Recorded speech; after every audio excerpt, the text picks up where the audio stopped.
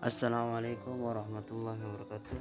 Kali ini kita akan belajar hadis ke-41 dari hadis An-Nawawiyah Arba'in yang berjudul Mengikuti Syariat Allah. An Abi Muhammadin Abdullah bin Amri wa bin Asi radhiyallahu anhuma qala Rasulullah sallallahu alaihi wasallam la yu'minu ahadukum hatta yakuna hawahu taba'an ila ji'tu bih. Hadis sahih. Abu Muhammad Abdullah bin Amr bin Al-As radhiyallahu anhuma, Rasulullah sallallahu alaihi wasallam bersabda, tidak beriman seseorang dari kalian sebelum hawa nafsunya mengikuti ajaran yang kubawa. Ahamiyatul hadisnya, Kitabul Hujjah ala Tariki Sulukil Mahajjah karya Abu Al-Fat Nasr Ibnu Ibrahim Al-Maqdisi. Hadis hasan. Hadis ini sahih. Fiqhul hadis. Seorang muslim adalah manusia sempurna. Seorang muslim adalah manusia yang sempurna karena dalam diri seorang muslim terdapat sisa ideal antara ucapan dan perbuatan yang tidak bertentangan. Hakikat dan macam-macam hawa nafsu.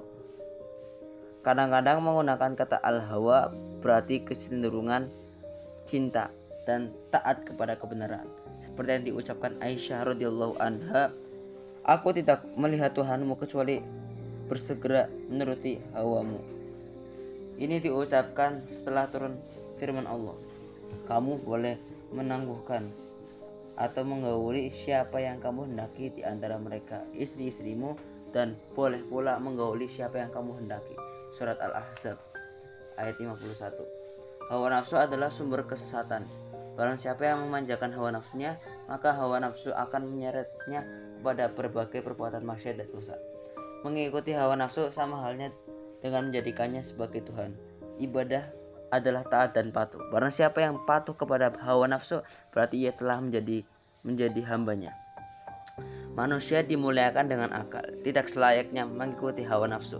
Allah Subhanahu wa taala telah memberikan kepada manusia sesuatu yang membuatnya berbeda dengan makhluk-makhluk lainnya. Allah Subhanahu wa taala menjadikan sebagai makhluk yang mulia.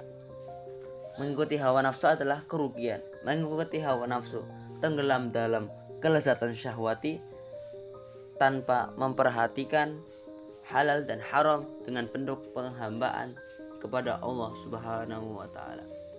Juga termasuk kezaliman, tindakan melampaui batas, kebodohan dan kesesatan, karena dengan sikap itu ia lebih mementingkan nikmat daripada zat yang memberi nikmat, lebih mementingkan barang yang fana daripada kekal selamanya.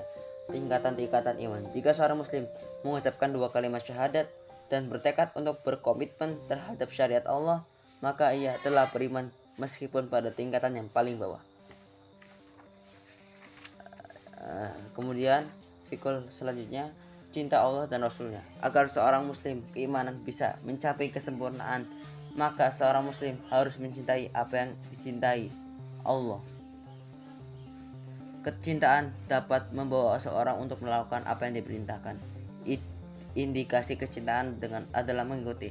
Kecintaan yang benar menguasai konsekuensi bagi orang mencintai untuk mengikuti orang yang dicintai. Mengikuti semua yang disenangi, baik ucapan, perbuatan maupun keyakinan. Barang siapa yang mencintai Allah dan Rasulnya dengan benar, maka Allah akan menjadikannya apa yang dibenci. Maka Allah akan menjadikannya mencintai apa yang dicintai Allah dan Rasulnya, dan membenci apa yang dibenci Allah dan Rasulnya.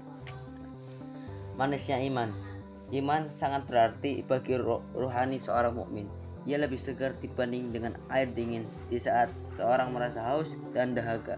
Ia lebih manis dibandingkan madu bagi orang yang sudah sekian lama merasakan pahitnya kehidupan. Berhukum dengan hukum Allah. Termasuk konsekuensi dari keimanan adalah berhukum dengan hukum Allah dan ridho sepenuhnya dengan ketentuan Allah dalam segala hal. Mencintai apa yang dibenci Allah dan membenci apa yang dicintai Allah adalah kekufuran. Sebagaimana kita ketahui bahwa akar keimanan tidak akan tumbuh kecuali dengan mencintai apa yang dicintai Allah dan membenci apa yang dibenci Allah. Contoh yang ideal, para sahabat Rasulullah SAW adalah contoh ideal dalam mencintai Allah dan Rasulnya. kecintaan mereka hanyalah terhadap berbagai masalah yang diridhoi Allah. Kebencian mereka adalah terhadap berbagai perkara yang dibenci Allah. Setiap muslim diharuskan menyesuaikan setiap perbuatan dengan Al-Quran dan As-Sunnah.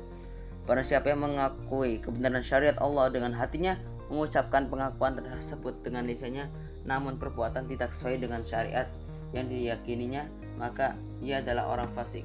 Barang siapa yang perbuatannya sesuai dengan syariat, namun dalam keyakinan dan pikirannya ia mengingkari kebenaran syariat, maka ia termasuk orang munafik. Barang siapa yang memperlakukan hukum Allah sesukanya, maka ia adalah orang yang sindik. Terakhir, termasuk konsekuensi dari keimanan adalah membela dan mempertahankan syariat Allah. Semoga bermanfaat. Wassalamualaikum warahmatullahi wabarakatuh.